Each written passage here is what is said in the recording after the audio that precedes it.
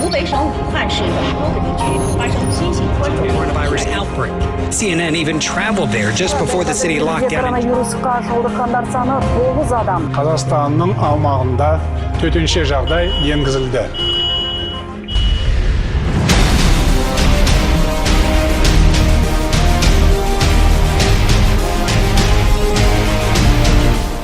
Тұтас әлемді дүрліктірген COVID-19 вирусымен әр ел шама шарқынша күресті жалғастырып жатыр. Дерт біздің елді де айналып өтпеді. Вирустың таралмауы жолында нақты шаралар қолға алынды. Дүниежүзілік денсаулық сақтау ұйымының COVID-19 індетін пандемия деп жариялауына байланысты азаматтардың өмірі мен денсаулығын қорғау мақсатында Қазақстан Республикасының барлық аумағында 2020 жылдың 16 наурызы мен 15 сәуірі аралығында төтенше жағдай енгізілген болатын. Жағдайға қатысты мемлекет басшысы Қасым-Жомарт Тоқаев халыққа үндеу жолдап, үкіметке әр сала бойынша тиісті шаралар қабылдауды тапсырды. Төтенше жағдай күшейтілген режимге көшті. Еліміздің барлық аймағында вирустың алдын алу шаралары, әуежай, вокзал, әлеуметтік нысандар, базарлар, сауда ойын-сауық орталықтарында, адамдар көп шоғырланатын орындарда коронавирустық инфекцияның таралуына жол бермеу мақсатында дезинфекциялау шараларын күшейтумен басталды. Сонымен қатар вирустың дендеп кетуіне қарсы шаралар қабылданды. Жедел штаб құрылып, коронавирустық инфекция жағдайлары анықталған кезде жасалатын іс-қимыл алгоритмі әзірленді. Қолға алынған шаралардың басты мақсаты халқымыздың қауіпсіздігі мен денсаулығын қорғауға бағытталды. Мемлекет басшысы Қасым-Жомарт Тоқаев коронавируспен күресіп жатқан медицина қызметкерлеріне көмек көрсету туралы тапсырмасына сәйкес елдің әр өңіріндегі дәрігерлерге үстемеақы төлене бастады. Маңғыстау облысы әкімдігінің қолдауымен өңірдегі медициналық ұйымдардың материалдық техникалық базасын жақсарту, ғимараттарды күрделі жөндеуден өткізу, қажетті заманауи құрал жабдықтар сатып алынды. Бұл іске шикізат өндіруші кәсіпорындар, үкіметтік емес және қоғамдық ұйымдар, депутаттар, кәсіпкерлер және тағы басқа мекемелердің өкілдері тікелей атсалысты. Ақ халатты абзал жандар қазіргі кезеңнің батырлары екендігі сөзсіз. Олар өздерінің жеке бастарын қауіп қатерге тігіп, қолға ұстатпайтын және көзге көрінбейтін вируспен жаға жыртысып келеді. Індет жұқтырған қарапайым халықтың өмірін аман алып қалуда аянып қалып жатқан жоқ. Тіпті арамызда жүрген бір емес, бірнеше әріптесіміз вирустан көз жұмды. Олардың ерліктері ешқашан ұмытылмайды, ал жарқын бейнелері жадымызда мәңгі сақталып қалады.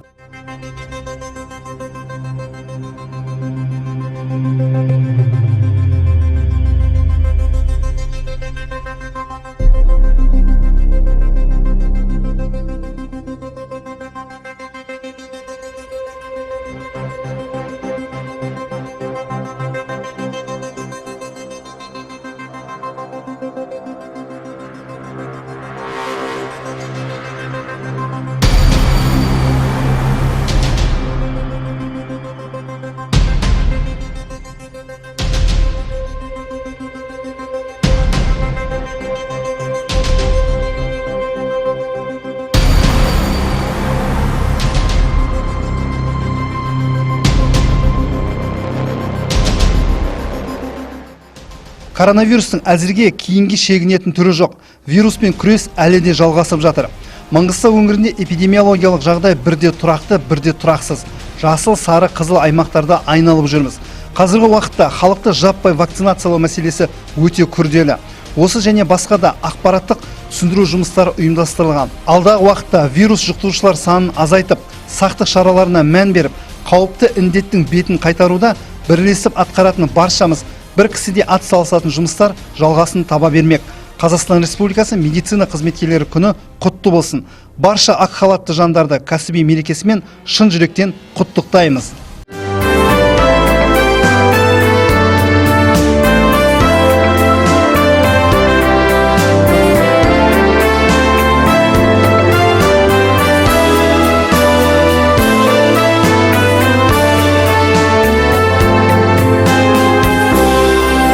Адамзаттың өміріне қауіп төзем егер бұл Арашалар өлімнен де ақ жүректі дәрігерлер тіршіліктің парқын білген қарапайым жарқын жүздер адам үшін күресем деп Гиппократтың антын берген дәрігерлер асыл жандар шуақ шашылғандар, алақаны шипа жандар, адамыз ғасырларға.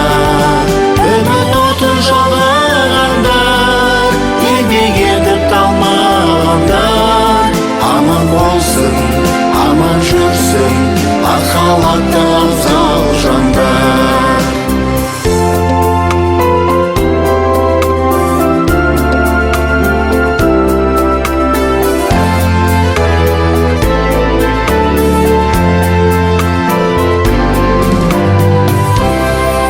Қиналғанда шыбын жаным, тығырыққа тығылғанмын. Дәрігердің кім екенін сол кезде мен ұғынғанмын. Ауырмасын халқым бүгін, жадырасын жарқын жүзің. Дәрігерге бас иетін парызың мен салтың бүгін. Дәрігерлер асыл жандар, шуақ болып шашылғандар, алақаны шипа